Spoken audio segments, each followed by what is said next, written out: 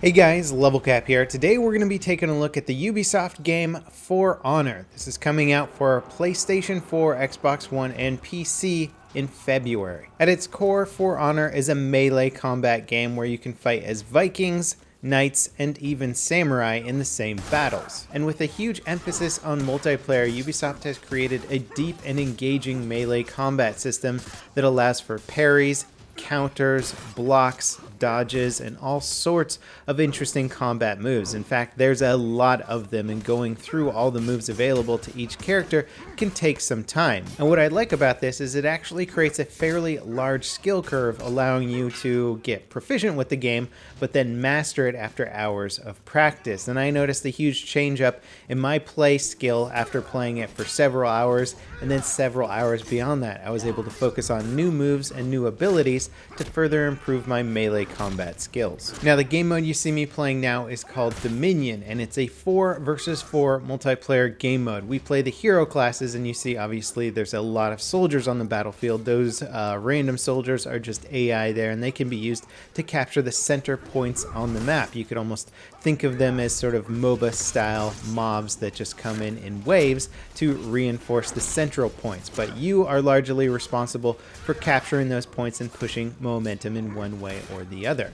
Now, there's 3 flags on the map, so you can capture these flags to generate points over time. You can kill mobs to generate points, and you can kill the enemy players to also generate points. Once a team reaches 1,000 points in score, the enemy team cannot spawn back in until they recapture some points or kill the enemy heroes. The game mode actually does have quite a bit of depth to it, and I'm sure the strategies will get more complex once people begin to understand it even better. Right now, the character I'm playing is a Raider Viking. He's definitely big, heavy hitting, a bit more slow moving, but he's got some cool abilities, like he can charge attack people, and I'll show you that a bit later in some of the 2v2 game modes. Now, if you control the side points on the map, you can use them as healing locations if you get injured during battle. And as I get back into battle here, you're going to see me get stunned by an enemy Viking, which is actually a pretty good move because it prevents me from seeing his stance. The better you get at the game, you can tell what stance an enemy player is in by the direction that his attack is coming from, so you should be able to counter it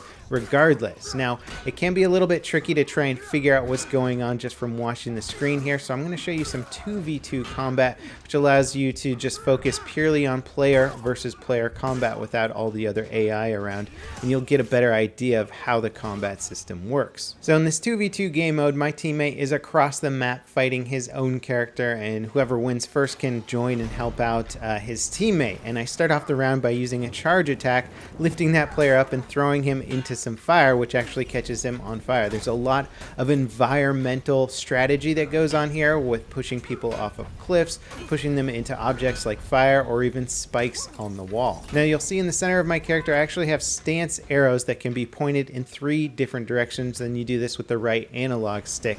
And basically, this allows you to defend against attacks by matching your opponent's stance that you can see on their player, or you can pick a different stance than your opponent and try and let your attacks get through. Here you're going to see a player that basically is unable to block most of my attacks because his stance is different from my stance, and so I kill him right away. Battles can last a very long time with 2 evenly matched players, or they can last a matter of seconds. You can also combo moves together and change the stance mid-combo, so you can alternate from left to right to upward stance, and this will make it very hard for your opponent to try and counter some of your moves. Also, some characters have very quick attacks, so if you're trying to counter all of their attacks while they're changing their stance, it can be a bit tricky. Here you're going to see this highly defensive character lure me into a correct spot and then just use a simple push to get an environmental kill on me.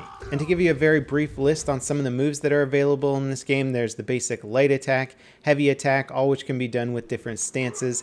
There's guard breaks, which are basically quick stuns in close quarters. There's throws, there's counters to guard breaks, there's zone attacks, there's rushing sweeps, There's helm splitters, swift strikes, heavy finishers, which are unblockable, though you can dodge them. There's an entire stamina system, which is that green bar on the screen, which affects how you perform in combat. And then there's also a revenge system, which is very effective when you're fighting multiple opponents at once. And in addition to that, you can combo a lot of these moves together. And once you get that down, then you can start to work on your timing system for parries and stuff like that. Sure, if you hold a defensive stance to match your opponent, that's one thing, but if you activate that defensive stance at the moment that they attack you, you can then do more advanced moves. So there really is a huge depth to the combat system, and a good player will be able to absolutely wreck a novice player. It's clear to me that the developer set out to create a melee combat game for multiplayer that's actually fun and engaging and doesn't rely too much on button mashing. You can certainly try and just out-attack your opponent in this,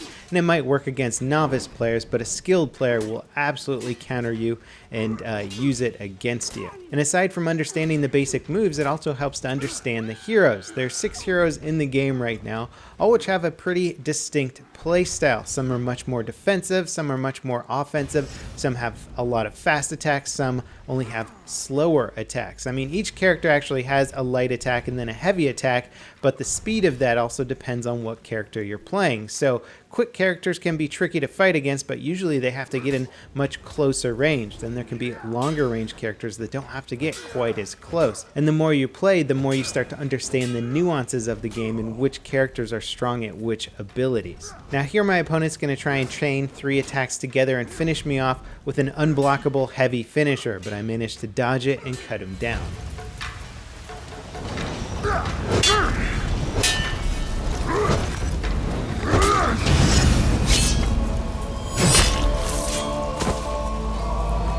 Oh yeah, and then of course there's finishing moves, and if you perform a finishing move on someone, it'll actually restore a good chunk of your health, which is very useful in multiplayer battles with multiple opponents. You don't necessarily have to go into the next battle low on health. And here you'll actually see me perform a pretty cool decapitation finishing move on this boss.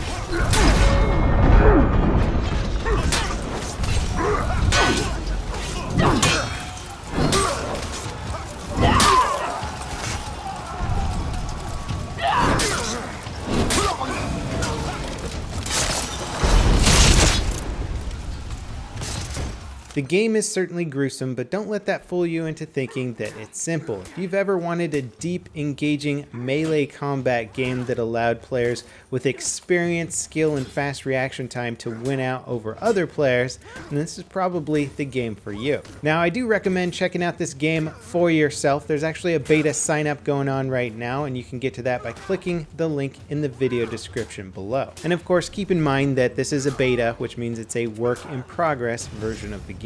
Now there's also a cool character customization system in this game tied to a loot system. You can win loot after battles or buy it with some of your in-game currency, and this will give you more armor options and weapon options to kind of further configure your character to cater more to your playstyle. Anyway, I've been pleasantly surprised by how much I've been enjoying this game so far, and I'm quite looking forward to the release in February.